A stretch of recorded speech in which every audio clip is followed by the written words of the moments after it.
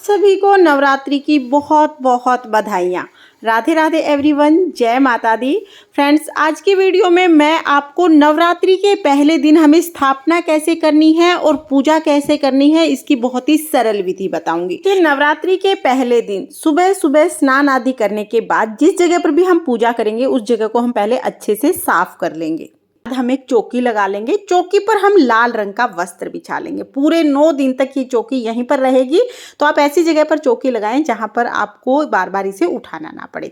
तो स्थापना करने के लिए सबसे पहले हमने चौकी लगा ली, लाल रंग का वस्त्र बिछा लिया, उस पर हम चावल का आसन देकर माता रानी की फोटो या मूर्ति, जो भी स्वरूप आपके पास है, उनको हम विराजमान कर लेंगे। नई मूर्ति लाने की जरूरत नहीं है। जो आपके घर के मंदिर में माता रानी की मूर्ति है उन्हीं को आप विराजमान कर सकते हैं। शारदीय नवरात्रि में जवारे उगाना अत्यंत आवश्यक है। तो पहले हम जवारे उगा लेंगे। उसके लिए हमने मिट्टी ले ली है। किसी भी पात्र में मिट्टी लेकर उसमें हम जौ डाल देंगे। जवारे तो आप सबको उगाने आते ही हैं। जवारे उगाकर हम चौकी पर रख देंगे। आप चाहे तो जवारे के ऊपर आप कलश भी रख सकते हैं या फिर माता रानी के राइट हैंड की तरफ अलग से भी आप कलश की स्थापना कर सकते हैं। कलश हमेशा माता रानी के सीधे हाथ की तरफ स्थापित करते हैं। तो हम कलश स्थापना करने के लिए एक कलश ले लेंगे। तांबे का, पीतल का कोई भी कलश आप ले सकते हैं, मिट्टी का कलश ले सकते हैं। कलश पर हमने मोली बांध ली है, स्वास्तिक बना लिया है, थोड़ा गंगा जल हम डाल देंगे। शुद्ध जल से कंठ तक कलश को भर देंगे। उसमें हम एक हल्दी, सुपारी, सिक्का, लौंग, इलायची, ये 5 चीज डाल देंगे। फिर हम आम के पत्ते उस पर लगा देंगे। आम के पत्ते ना मिले तो आप अशोका के पत्ते ले सकते हैं। इसके बाद कलश के ढक्कन में थोड़े चावल हम रखेंगे और ढक देंगे और इसके ऊपर हम लाल कपड़ा लपेटकर नारियल रख देंगे। तो नारियल का मुख पूजा करने वाले की तरफ होना चाहिए। इस तरह से हमें नारियल रखना है। अब माता रानी के सीधे हाथ की तरफ थोड़े से चावल रख के हम इस कलश को स्थापित कर देंगे। आप चाहें तो आप अष्टदल कमल भी बना सकते हैं, लेकिन अगर आप मिट्टी का कलश लेते हैं ना तो फिर ज्यादा चावल ना रखें, नहीं तो चावल फफूंद जाते हैं, फूल जाते हैं। तो मैंने थोड़े से चावल रखकर ये कलश की स्थापना कर दी। तो इस तरह से कलश की स्थापना हो गई है। अब हम थोड़े से चावल रख के गणेश जी की स्थापना कर लेंगे। तो गणेश जी को मैंने यहाँ पर विराजमान कर दिया है। इसके बाद आप चाहें तो आप नवग्रह और षोडश मातृकाओं की स्थापना भी कर सकते हैं। मैं नवग्रह की स्थापना करती हूँ। षोडश मातृकाओं के रूप में माँ दुर्गा का ही पूजन कर लेते हैं, क्योंकि माँ दुर्गा में सभी देवियों का वास होता है। पर मैं नवग्रह की स्थापना कर रही हूँ। छोटी छोटी चावल की 9 ढेरी मैंने यहाँ पर लगा ली है। इनके ऊपर मैं सुपारी रख दूंगी। आप चाहें तो सिर्फ सुपारी से भी आप नवग्रह की स्थापना कर सकते हैं। तो यहाँ पर मैंने नवग्रह की स्थापना कर ली है और नवग्रह की स्थापना करने के बाद हमारी चौकी लग जाएगी, चौकी की स्थापना हो जाएगी। तो देखिए अभी सभी स्थापना हो चुकी है। अब हम पूजा शुरू करेंगे। तो पूजा में सबसे पहले हम देसी घी का दिया जला देंगे। हमें अपने सीधे हाथ में एक फूल और थोड़ा सा जल लेकर नवरात्रि पूजा का, नवरात्रि व्रत का संकल्प लेना है। हाथ में फूल और जल लेकर हम माता रानी के सामने संकल्प करेंगे कि हे माता रानी, मैं इतने दिन के लिए अपने घर में आपका आह्वान कर रही हूँ। आप मेरे घर में आए, मेरी पूजा को स्वीकार करें और अगर कोई गलती हो जाती है तो मुझे क्षमा करें। कहकर फूल और जल माता रानी के चरणों में समर्पित कर देंगे। उसके बाद फिर हम जल के छींटे लगाकर सभी को स्नान करा देंगे। तो भाव रूप में जल के छींटे लगा के स्नान करा देंगे। वस्त्र स्वरूप हम सभी को कलावा समर्पित कर देंगे। तो यहाँ पर गणेश जी को, माता रानी को, नवग्रह को, सभी को हम वस्त्र स्वरूप कलावा समर्पित कर देंगे। कलश पर हमने पहले ही कलावा बांधा हुआ है। और देखिए जो हमने जवारे बोए हैं ना, तो जवारे पर भी हमें कलावा बांधना है। तो जवारे पर भी आप कलावा जरूर बांधें, क्योंकि जवारे का भी हम विधिवत पूजन करते हैं। तो यहाँ पर जवारे को भी हमने कलावा बांध दिया है। माता रानी को हम लाल रंग की चुनरी उठाएंगे। तो बहुत आसानी से चुनरी मिल जाती है, आप जरूर उठाइएगा माता रानी को। उसके बाद हम सभी को तिलक कर देंगे। तो रोली से हम सभी को तिलक कर देंगे। माता रानी को लाल रंग अति प्रिय है, इसलिए नवरात्रि में ज्यादातर लाल रंग का ही इस्तेमाल किया जाता है। रोली से तिलक करने के बाद सभी को हम अक्षत यानी चावल समर्पित कर देंगे। और नवग्रह को हमें सूखी रोली समर्पित करनी है। उंगली से तिलक नहीं करेंगे, थोड़ी थोड़ी सूखी रोली इस तरह से समर्पित कर देंगे, क्योंकि एक बार स्थापना के बाद नवग्रह को हिलाना नहीं है, बिल्कुल भी सुपारी हिलनी नहीं चाहिए। उसके बाद फिर सभी को फूल समर्पित कर देंगे। नवग्रह को फूल हम साइड में ही समर्पित कर देंगे। फूल समर्पित करने के बाद गणेश जी को हम जनेऊ समर्पित करेंगे और फिर हम भोग समर्पित करेंगे। तो भोग में हम पान समर्पित कर देंगे। देखिए आप अगर स्थापना के दिन पान समर्पित करें तो बहुत अच्छी बात है। स्थापना के दिन ना मिले तो आप कन्या पूजन के दिन भी पान समर्पित कर सकते हैं। मीठा पान मिल जाता तो ठीक है, नहीं तो पान के पत्ते पर लौंग, इलायची, सुपारी, पताशा या मिश्री रख के हम समर्पित कर देते हैं। तो यहाँ पर हम सभी को पान समर्पित कर देंगे। भोग में हम बताशा या मिश्री जरूर समर्पित करते हैं, तो बताशा मिल जाए तो बहुत अच्छी बात है, नहीं तो आप मिश्री का भोग समर्पित कर सकते हैं। पंच मेवे का भोग समर्पित कर सकते हैं। 5 मेवे ना मिले तो जितने मेवे मिलते हैं उनका भोग समर्पित कर दीजिए। ऋतु फल का भोग हम समर्पित कर देते हैं।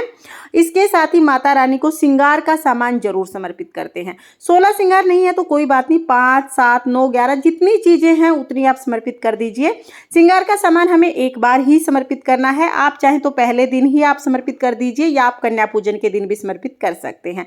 अगर आप पहले दिन श्रृंगार का सामान समर्पित कर रहे हैं तो पूरे 9 दिन तक ये श्रृंगार का सामान चौकी पर ही रहेगा। ये श्रृंगार का सामान हम जिस दिन चौकी उठाएंगे ना उस दिन ही हमें उठाना है। तो यहाँ पर मैंने श्रृंगार का सामान समर्पित कर दिया है। फिर हम दक्षिणा समर्पित करेंगे, तो दक्षिणा भी एक बार ही समर्पित की जाती है। पूरे 9 दिन में किसी भी दिन आप दक्षिणा समर्पित कर सकते हैं। तो यहाँ पर मैंने दक्षिणा समर्पित कर दी है। इसके बाद छोटा सा हवन किया जाता है। तो हवन के लिए गाय के गोबर से बने हुए उपले को हम जला लेंगे। ये उपला जलाकर इस पर हमें हवन करना है। तो छोटा सा ही हवन होता है। सबसे पहले तो हम घी डाल देते हैं, घी की आहुति देते हैं ताकि अग्नि अच्छे से प्रज्वलित हो जाए। देखिए, आप चाहें तो हवन सामग्री से 9 आहुति आप जय माता दी बोलते हुए समर्पित कर सकते हैं। ये बिल्कुल ऑप्शनल है। अगर आप हवन सामग्री से आहुति समर्पित करना चाहते हैं तो कर दीजिए, नहीं तो आप इसे स्किप कर सकते हैं। हाँ, लौंग का भोग लगाना बहुत ज़रूरी है। तो हमारे यहाँ पर देखिए 2 लौंग ली जाती हैं। इस तरह से फूल वाली लौंग हमें लेनी है, घी में डिप करना है और ये लौंग का जोड़ा हमें अग्नि में चढ़ाना है। फिर एक जोड़ा और हमें चढ़ाना है। तो इस तरह से 4 लौंग हमें चढ़ानी है। जो भी भोग प्रसाद हमने चढ़ाया है, मिश्री, बताशा या ड्राई फ्रूट, उसका भोग हम चढ़ा देंगे। तो इस तरह से भोग हम चढ़ाएंगे। और अगर आपने पान चढ़ाया है तो जो भी पान आप चढ़ाते हैं ना उसका एक बीड़ा सा बना लीजिए। पान का पत्ता है तो आप इसको फोल्ड करके इस तरह से बीड़ा बना लीजिए। पान है तो सीधा पान आप अग्नि में समर्पित कर सकते हैं। तो यहाँ पर हमने पान का भी भोग लगा दिया है। माना जाता है कि जब हम अग्नि में भोग समर्पित करते हैं ना तो सीधा देवताओं को पहुँचता है, इसलिए नवरात्रि में अग्नि में भोग जरूर समर्पित किया जाता है। उसके बाद 1 लोटा जल समर्पित करेंगे और फिर हमें आरती करनी है। कि अगर आपने अखंड दीपक जलाया है तो अखंड दीपक को एक बार जलाने के बाद हिलाते नहीं है। अखंड दीपक जलाया है तो आप कपूर से आरती कर लीजिएगा या आप अलग से छोटा दिया जला के भी आरती कर सकते हैं। मैंने यहाँ पर नॉर्मल दीपक जलाया है, अखंड दीपक नहीं जलाया है, इसलिए मैं इसी दीपक से आरती कर लूंगी। तो यहाँ पर हम आरती कर लेंगे। बहुत ही प्रेम पूर्वक पहले हम गणेश जी की आरती करेंगे, उसके बाद हम माता रानी की आरती करेंगे। माता रानी की जो भी आरती आपको आती हो वो आरती हम गाएंगे। आरती करने के बाद हाथ जोड़कर पूजा में रही कमियों के लिए क्षमा याचना करेंगे और अपनी मनोकामनाओं को पूर्ण करने के लिए माता रानी से प्रार्थना करेंगे। आरती कर ली है। आरती करके फिर हम थोड़ा सा जल लेंगे और जो हवन हमने किया है उसके ऊपर से जल वार देंगे। अग्नि के ऊपर से जल वारना जरूरी है, तो इस तरह से हम जल वार देंगे। अब हमारी नवरात्रि के पहले दिन की सुबह की पूजा पूर्ण हो जाएगी। पूजा करने के बाद हम जो हमने जवारे बोए हैं उनको सींच देंगे। तो जो जल का लोटा हमने लिया है उसमें से हम इस तरह से हाथों में जल लेंगे और जवारे को हम सींच देंगे। एकदम से जल नहीं डालना है, हल्के हल्के से छींटे लगाते हुए हम जवारे सींचेंगे ताकि हमारे जवारे हरे भरे होंगे। और बाकी जल हम सूर्य देवता को अर्घ दे देंगे।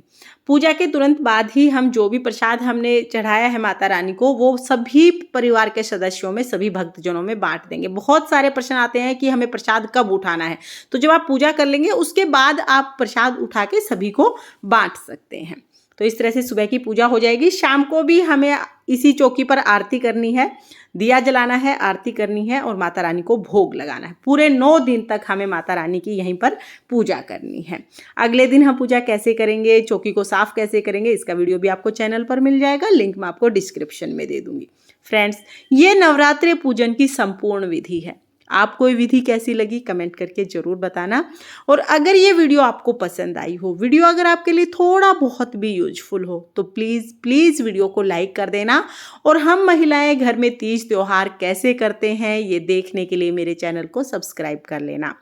माँ भगवती की कृपा आप पर और आपके परिवार पर सर्वदा बनी रहे। इसी कामना के साथ जय माता दी। राधे राधे।